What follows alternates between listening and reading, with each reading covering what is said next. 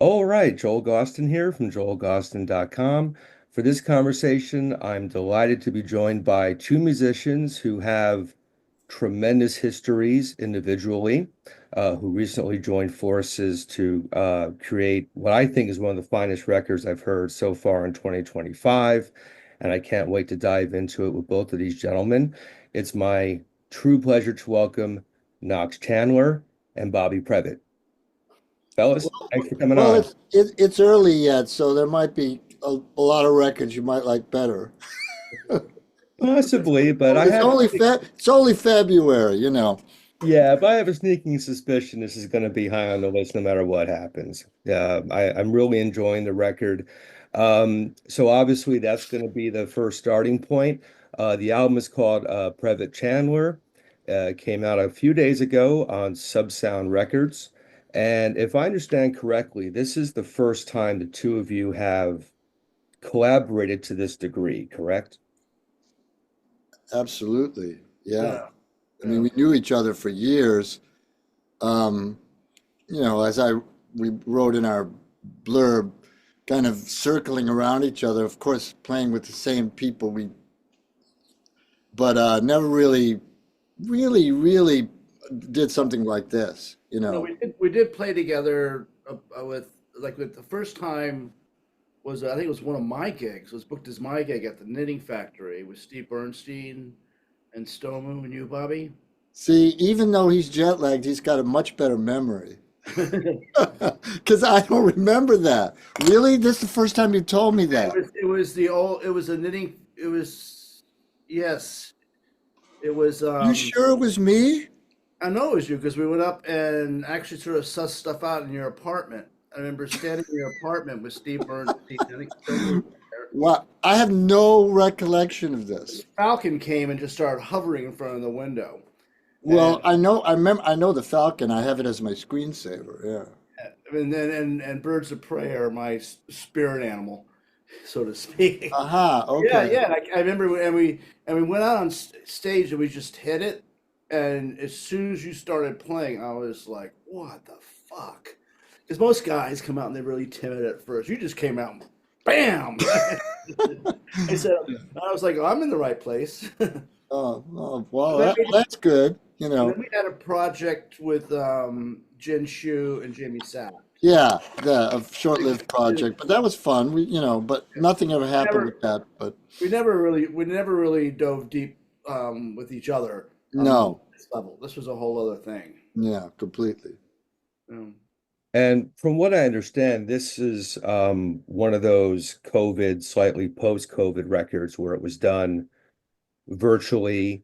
I would imagine there was quite a bit of file sharing between the two of you along the way. But what really stands out for me knowing that is how very much not a COVID record it sounds like. It really does come across like the two of you, it's improvisational, of course, but I think the two of you really do sound as if you're on stage making these things happen. So I want to kind of break down the back and forth you guys went through to make this album possible because to me there's almost a telepathy I'm hearing on the record where, again, I can envision you very clearly being together in a room doing this. And there's a lot of file sharing type albums that frankly don't have that. It sounds like a Hmm. bunch of disparate puzzle pieces thrown together and baked, and here you go. So, how is the not just the verbal communication, but the sonic communication handled between the two of you in making this record possible? Well, first I want to say that that's probably the best thing you could say to me about this record. It's very kind of a. I hope that that's an astute comment. I hope that that's actually true because, it's that is the kind of the not a danger of making this kind of record, but it's always it's something I always kind of keep in mind when I'm doing something like this. And I think for me, the idea is, you have to approach it, because it's all there, right? So when you're playing with someone live, you don't know what's there, what's going to be there. And you're counting on like this kind of shared energy to kind of to music kind of moves forward on its own, really, right? And you're sort of kind of just following it and listening to it. But when you're doing something like this, like Plop, like what happened, it's really Knox really started this whole thing. So, he had these tracks, and I can't quite remember, but I think he sent one to me. He said, "What do you think of this? Like, do you want to put something on it?" And so I did, and then back and forth, and we really liked it, and we just decided to keep doing it. But I think it's the thing is you have to there has to retain you have to retain some kind of mystery, right? So when somebody sends you a track like that, I think the first mistake you could make is probably getting to know it too well, like internalizing it too well. You have to leave room for serendipity and error, or mistake things you do when you play music and things that make music great because it's mysterious. Yeah, you have to keep the mystery of it. And so how do you do that when there's really no mystery? Somebody sends you a track. I mean, luckily, Knox's tracks are chock full of mystery because, there's just stuff everywhere that you can respond to, like you can decide to respond this way, or, there's a lot there. And I think to keep the mystery, you just have to kind of not treat it so much as gospel. You have to you have to be aware that you can be too focused on it, and then that's what happens when it turns into puzzle pieces. I think it's kind of, I think what you're saying is it kind of becomes dead, and to mitigate against that, to really make it so it keeps being alive, you have to feel surprised when you're doing your tracks, you have to feel surprised, shocked, whatever your emotions are when you're doing it, right? So because if you do that, then I think that's what translates into something that seems of the moment, like we were in the same room. At least that's how it is for me. And Knox, what do you think of that direction as Bobby laid out? Um, I mean, I agree with everything Bobby says. Even if I don't agree, I'll say it. No, no, I just moved back. I was living in Berlin for like 10 years, and I just moved back about 3 years ago.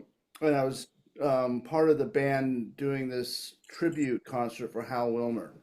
Mm. And um, and Bobby was there, and Bobby was like, hey, are you here? And I said, yeah, I'm back here, and he said, well, we got to do something, and we were going to start doing some gigs, but it was just post COVID, and we are being a bit careful, and I was like, well, let's just start, doing some recording, um, and I do this thing which I call sound ribbons, where I have, a class compliant iPad. So I'm using the audio drivers out of the interface for the quality, and I create these sort of soundscapes. And my rule of thumb, it's an improvisation, and my rule of thumb is that I don't use any pre-existing audio. And I had been making these pieces here, and these sound ribbons, and I thought, well, let me just give it to Bobby and see if he has any reaction to it. Most importantly, and I knew he was playing, pretty well, and it's the kind of playing where I felt that could be a conversation going, and it wasn't just going to be some guy who's going to sit down and lay down grooves. It's gonna be very musical. It's gonna go someplace. And for me, the most important thing is if I get lost in it. That's when I know it's working. Mm. And then Bobby put some stuff on it, some drums and percussion, and I think we started with a couple of pieces, and then he sent it back to me, and then I was, listening to what he was doing, like made me go, oh, okay, this is a great start, but here we have to really sort of massage some of this stuff. I got to tell a story with these pieces, and his ideas were, each of his ideas is a different character, and so that creates a reaction from me. So when listening to it, I started, taking away some of the sound ribbon stuff and started adding stuff. And then we were having conversations, and Bobby sort of would prod me into one direction of like, well, I really like the sound of it when it's just a guitar. It needs a melody or something like that. And these melodies were totally a reaction to what he was doing. Then it turned into like this whole conversation between us, which benefited to the conversation and the music.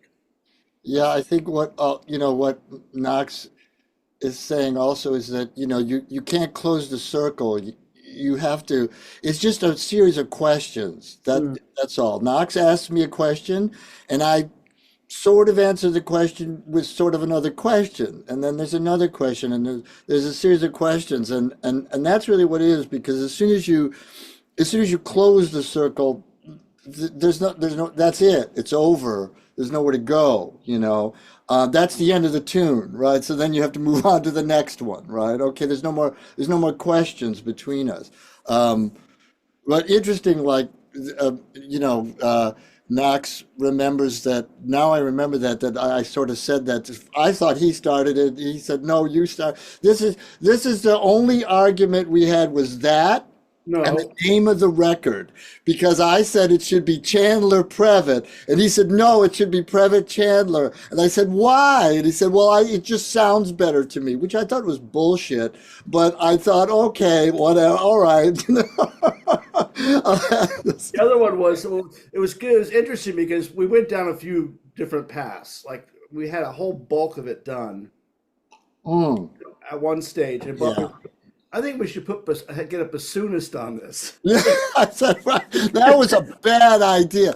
But, Yeah, but it made me think. I yeah. like, at that, and then we went down this other route where we started recording all these pieces with with the acoustic cello Oh, and yeah. bass And guitar. percussion, gongs. I had bought these gongs that you see behind me. Yeah, and we thought that would be good little filler things, and then after a while, Bobby was just like, it's no, we should keep it the way it is. So we have like another album in the Yeah, we can. have another. But what you throw away, of course, is more important than what you actually have. It's like that's all the great artists throughout time have come to that. They understand that um, it's impossible to add anything without subtracting something. Every time you add something, you've killed something else. There's something going on, there's a vibe, there's a sound. And then you go, oh, let me add bassoon, right? Or whatever, right? And then you add that thing, and great, but something is destroyed. That's the thing to always understand, that something is always destroyed whenever you cannot add anything without destroying something else. That's a fallacy. So, these ideas, even though they're bad, are important, I guess, right? Like, because you have a bad idea, it's better than no idea, I guess. But it's if it moves you, then it's great, even if you don't adopt the idea. So yeah, like we had a lot of, you can't be afraid to have a stupid idea. Yeah, that's true. And that's one great thing about working with Knox, because I really felt free to say and do whatever I felt, and that he would say, you know, he would give me his honest reaction to it, you know, like when I don't know, bassoon, really? I remember I was driving on this express. I was going on a long trip. That's probably why I had the idea, because I was bored. And I was driving, and I was like, and I was thinking about the record. I was like, what if what if we got like a one weird instrument to play on every track, like that might be interesting because it's the same instrument. And then I called Knox from the car, and he was like, actually, not only was I driving, I was in a traffic jam. That, that is when you're in a traffic jam, you always come up with bad ideas, Bobby. But having that idea, what it made me think, what wasn't so much that we needed a bassoon, but we needed some sort of identity Yeah, on I think, right, on a melodic sense. right. That Yeah, didn't sound like the other stuff and that's in the track. right. And that got me, trying to come up with these lines. But that was great because Knox he didn't just dismiss the idea, right? Mm. Behind every idea, there's probably something you have the idea for a reason, Right. and maybe the idea doesn't address the reason well, or or it's a little off in its direction. So I had the idea because it was something I wanted to communicate, but my communication of it was haphazard, because but Knox interpreted the idea in his own way, and it turned out to be that was right. That's really a true collaboration, when you're not like just saying, oh yeah, great, or no, or yes, where you're going, why did you feel that? There must be some reason why. This is why I just loved working with Knox, because he never, he never finished the circle. He never drew the whole circle. That's how you do it. And you just go, oh, okay, why did you say that? There must be some, and then there was this great back and forth. That's what you want in a partner, in any partner. I mean, that's what you want right there. I, That's priceless. when he hit me with that idea, and usually this is the case, my reaction was just like, "Oh my God!" So this is the spinal tap of this genre of music. And but usually when I have that kind of reaction to something, there's some truth in there somewhere. Yeah. There's something that's powerful in there. So even in any conversation I have with somebody, or even if it's a personal thing, and somebody says something to me and I feel very defensive or agitated, I've got to really look at that. That's Right. Well, important. that's great. That's to your great credit. Because I knew instantly that you hated this idea. But I'm also There was always, like 5 minutes of silence. fiber well, like, but also something I've learned is, I'm super interested in things that I hate, like, and I'm super suspicious of things that I love. Like if I love an idea, I'm always suspicious, like, of, okay, why do I love that so much? What did Faulkner say? You got to kill your babies or whatever. Like sometimes there's something so good, you might love it for the wrong reasons, or it might not be right for even though you like it. I like my little drum part here. Does it serve the greater good? And it's really easy to be seduced by uh, your own preferences, and God knows where you got them. Like where do you get these things where you say, I like this, I don't like this, you know, so it's important to examine um, why that is, like, well, why don't I like this idea? Why do I hate this idea viscerally? So not only just to hate it, but to find out why, that can lead you into other great places. Absolutely. And because, as I said earlier, to my ears, the album does have a very um, organic feel to me, a very live feel to me. That, of course, begs the question. I know you're both individually super busy and very active in your own pursuits. possibilities exist, if any, for any sort of live representation of what you've put on record? Uh, Go ahead, Knox. I'm sorry. The question is, Well, what are the possibilities of doing it live? I mean, we wouldn't do the, basically, I think we wouldn't do the record live. We've actually done duo gigs, and now we're thinking about doing either some more duo gigs, or we might be partnering with Jamie Saft to do some trios, right? Because I've been playing with Jamie for years, and so is Knox, and so, but I think a record like this, it's a mistake to try to actually, do the record. We would do another record live. It's just going to be different. I mean, something like this, you can't reproduce it unless you are going out there with pre-existing audio. Hmm. And that doesn't make sense to me at all. Yeah, and I would have to do all the things that I did on the record, and why would I do that? Like I'm so uninterested when I play live to do anything that I did before. Yeah. I don't want to render anything. I mean, when I play live, it's a whole new experience, and I'm on a search. I'm looking for other things, because why? Because it's a different day. Because I did that record last year, or last week, or yesterday, and now it's today, and now it's a different search. So I'm just utterly uninterested in play anything that I played yesterday. I mean, I was going to say, however, there are some motifs I would bring into it. Just melody stuff. That And I it would all mess them all up. Yeah. it would all be deconstructed. Yeah.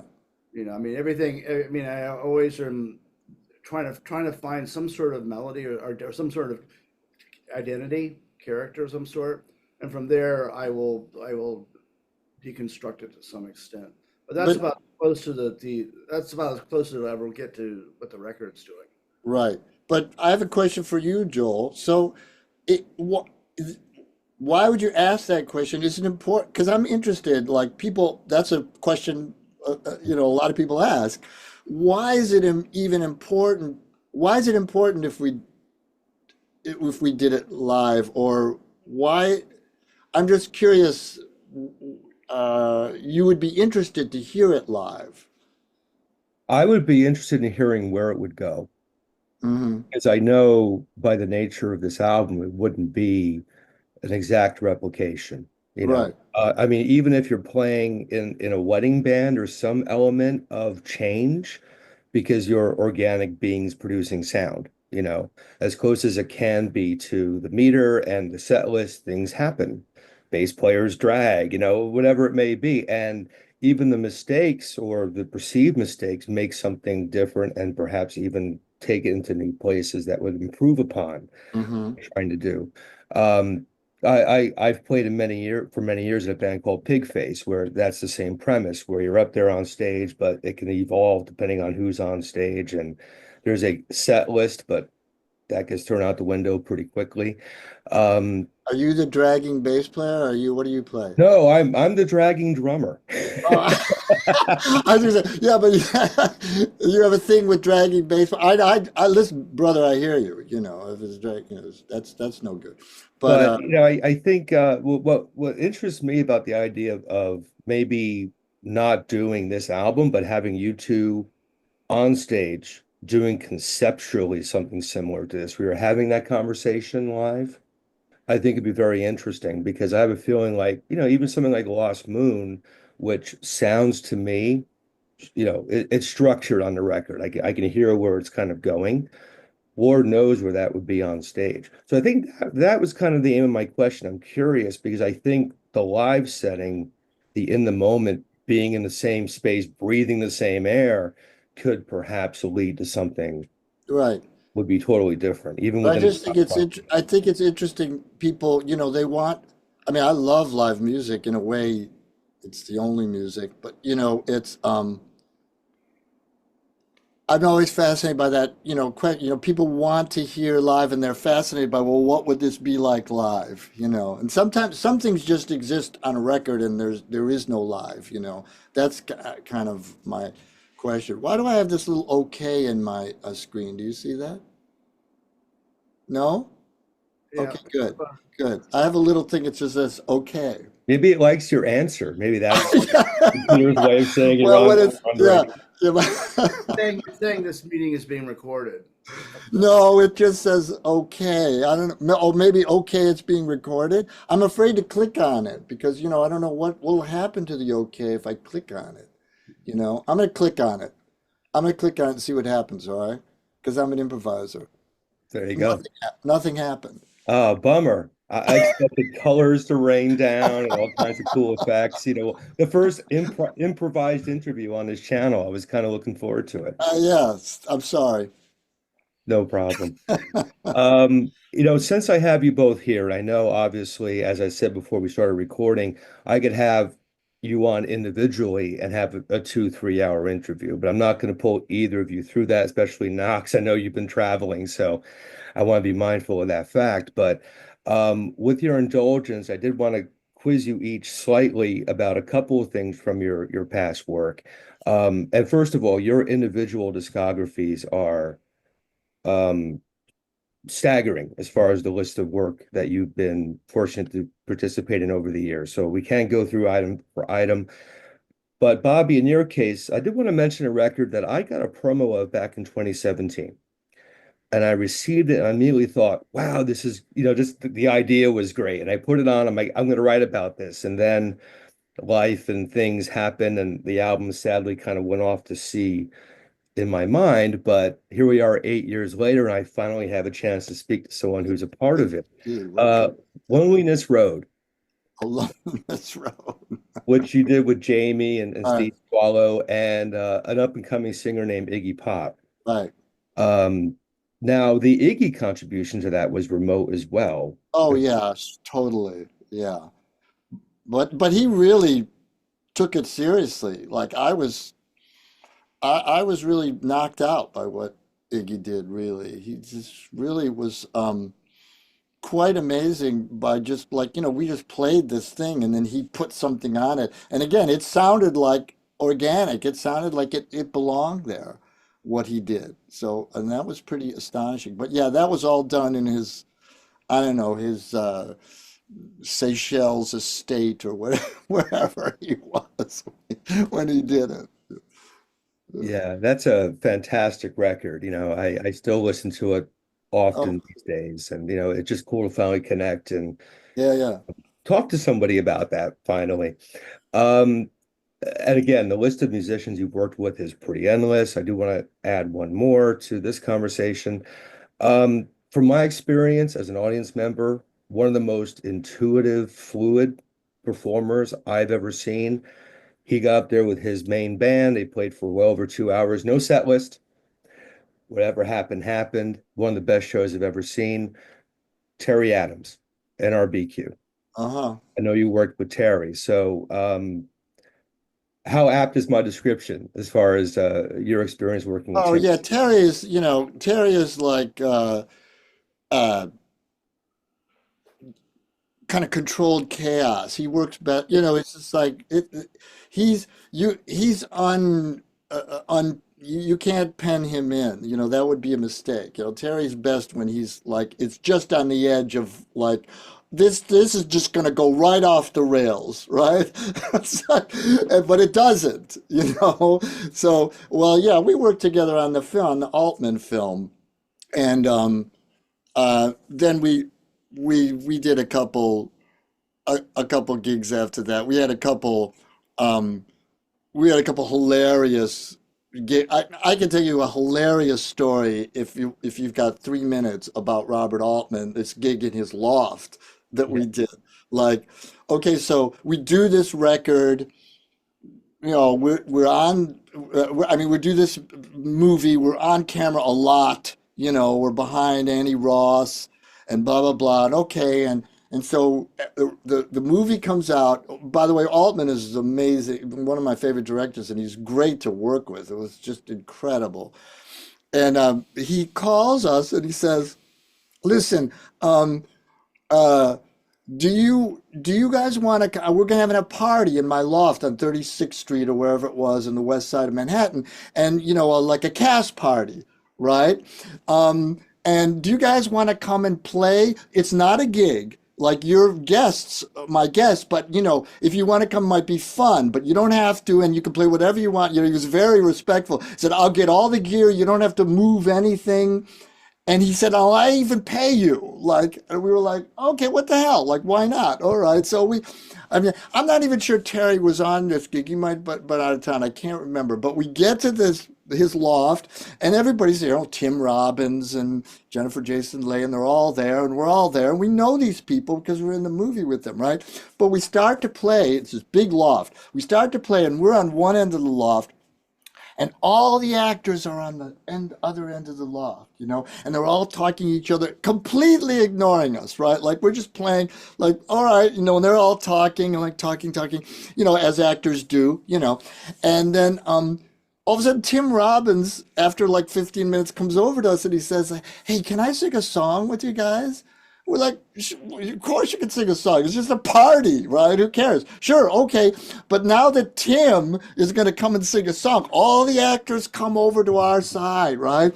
And they're all suddenly into the music. And Tim is singing, and we do like Kansas City or something. "Kansas City," and he sings everyone, "Yeah, Tim, yeah," and they're all yelling and screaming, "Yeah," and all of a sudden the party's really alive. We finished a tune. And all the actors go back to the other side of to ignore us again. Like and Robert Altman, who of course is a director, has been watching this whole thing from the side, right? And Robert Altman comes up to us and he just says this. He looks at us, he says, "I'm sorry." He looks back at them. He says, "Please forgive them. They're just children." It was incredible. Yeah, they're just children. Fantastic. Fantastic. Knox, I wanted to hit you up with a couple of things. One being for several years now, I've been working on a book which I've right now titled Albums That Should Have Changed the World, which is a grandiose way of saying albums that deserve a second listen. And the book has a chapter on one album in particular I've been working on for a long time in dribs and drabs over the years. It's by a band called the Golden Palominos, a Mm. record called Dead Inside. Oh yeah. Um, One of my favorite records. I can't listen to it very often. I think I've listened to it maybe thrice in full in 30 some odd years. Um, but I want to ask you kind of a twofold question. A, what do you recall immediately from that particular session and recording that album? And two, just generally working with Anton Fier, the late Anton Fier, and his sort of mindset as a band leader, particularly during that period. We worked on that record for about a year. I mean, that was like that was he really worked super hard on that, and I was going in and out doing doing sessions with him. Excuse me. He that was that record kind of destroyed him in some ways because he put his heart and soul into that record, and then it was really panned. Um, uh, Unfortunately, because I think it's a great record, and I did a bunch of stuff with Anton, a lot of work, and he wasn't the easiest person to work with, um, but he probably got the best out of me than any other producer has.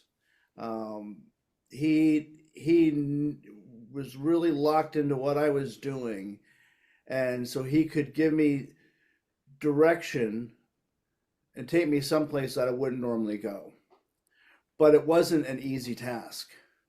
Like he would sit there with his cigarette, and it'd be like 3 in the morning, and it'd be again, again, again, and he would listen. And it wasn't like he specifically knew what he wanted out of me.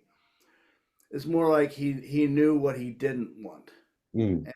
and kind of left that door open for me to. I mean, but the fact he kept pushing me. I mean, this went on for hours, and I would get in the studio maybe 11 and be leaving in like 8 in the morning and that kind of stuff.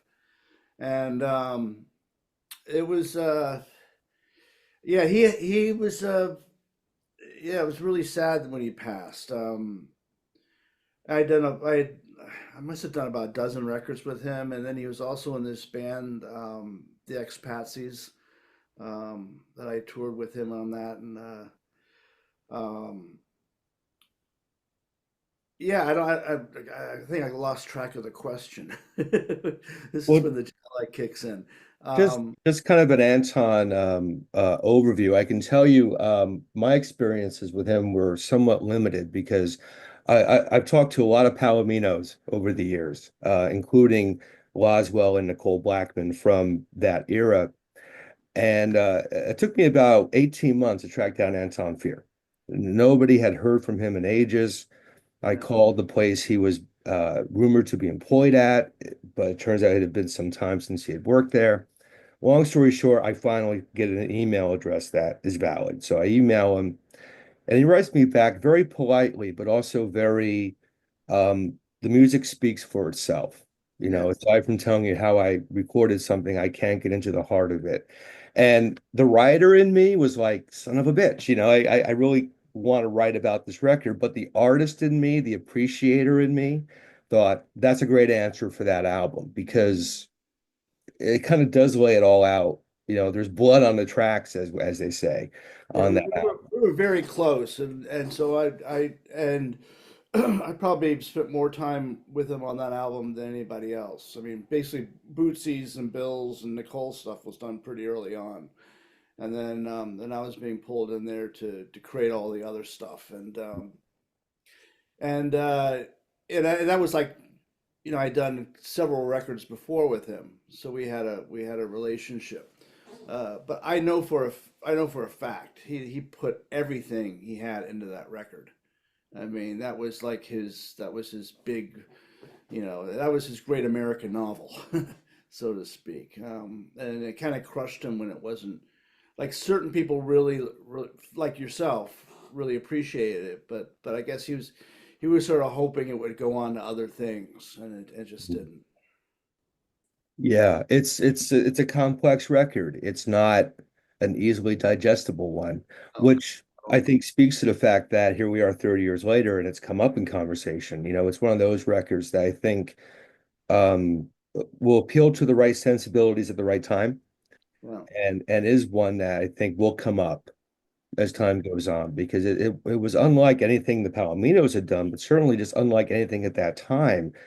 yeah, Uh, which is one of the reasons why I cherished it so much because and Laswell made the point when I talked to him years ago about it. He's like, look at the title, Joel, Dead Inside. yeah, It may have been Anton's final statement, like this is what I want to say, and then life went in other directions perhaps. But what a record and what a talent, and I appreciate that Anton's come up finally on this channel. We can acknowledge that because what a body of work.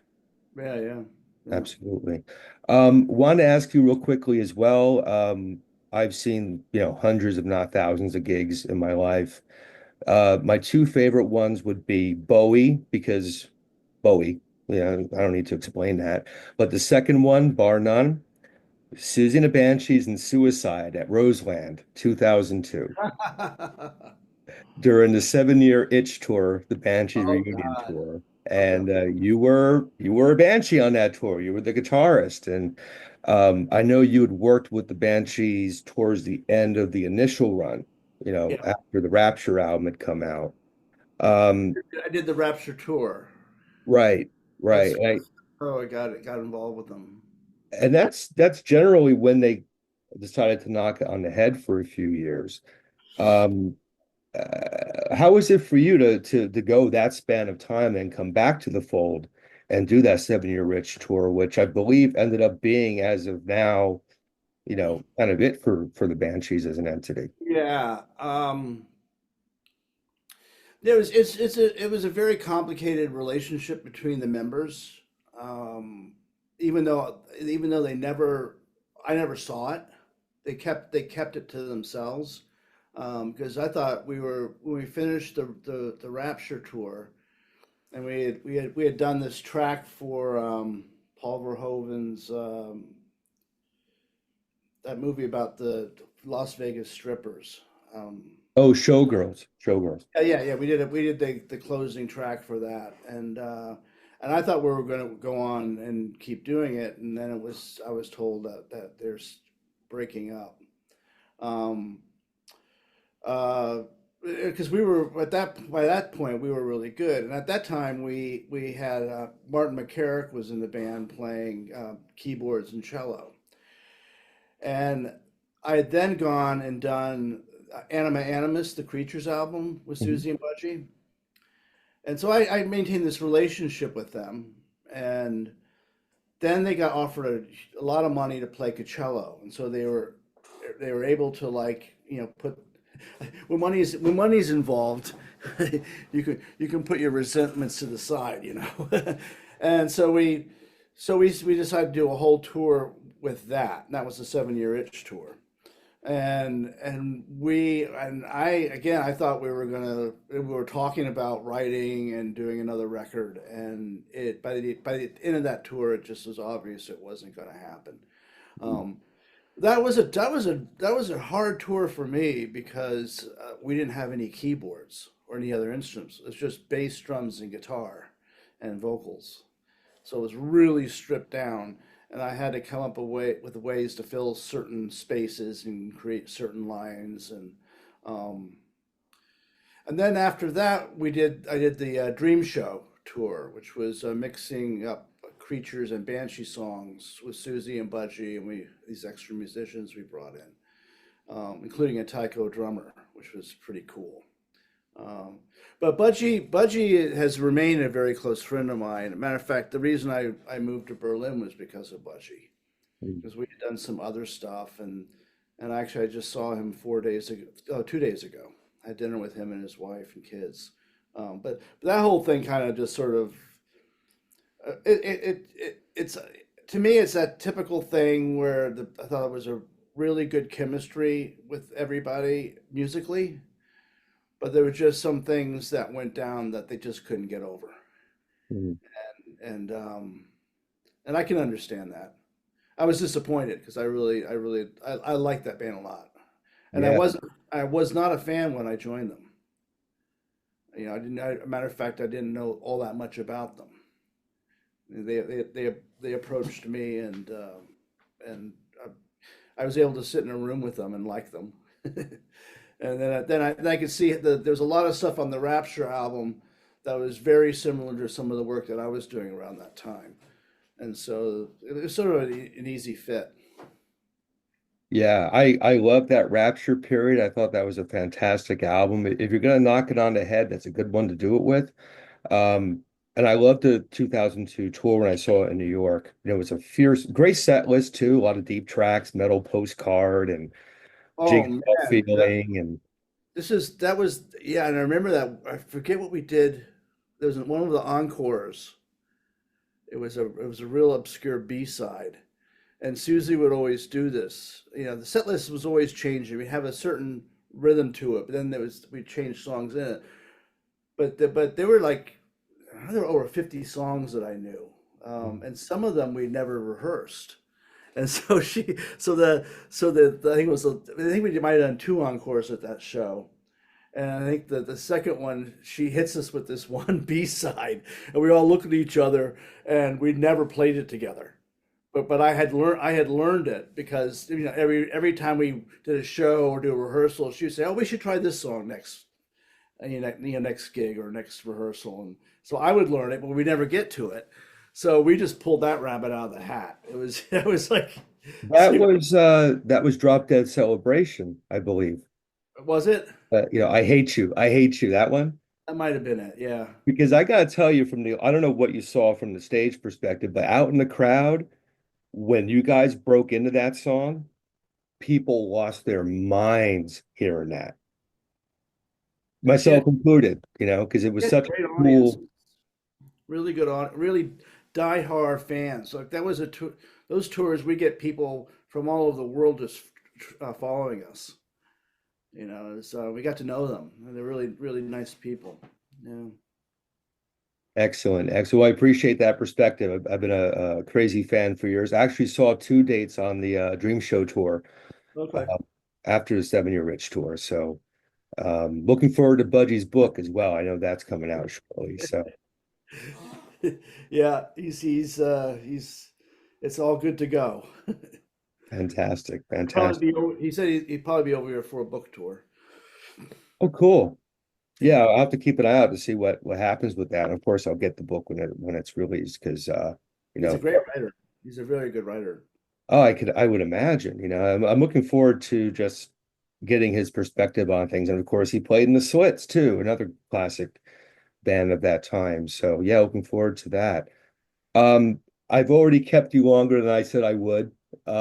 So I thank you very much for your time. I know with schedules and travel it can be a little tough, so I appreciate that. I And appreciate the listen, record, and I oh, appreciate this conversation. I'm glad we had a chance to chat. And as I said, we could individually do an epic deep dive, and my door's always open for that, and perhaps schedules and life will permit that at some point in the near future. But until then, it's been really nice talking to you both. Congratulations on the record, and all the best to you both for the rest of 2025. You too, Joel. Thank you. My pleasure.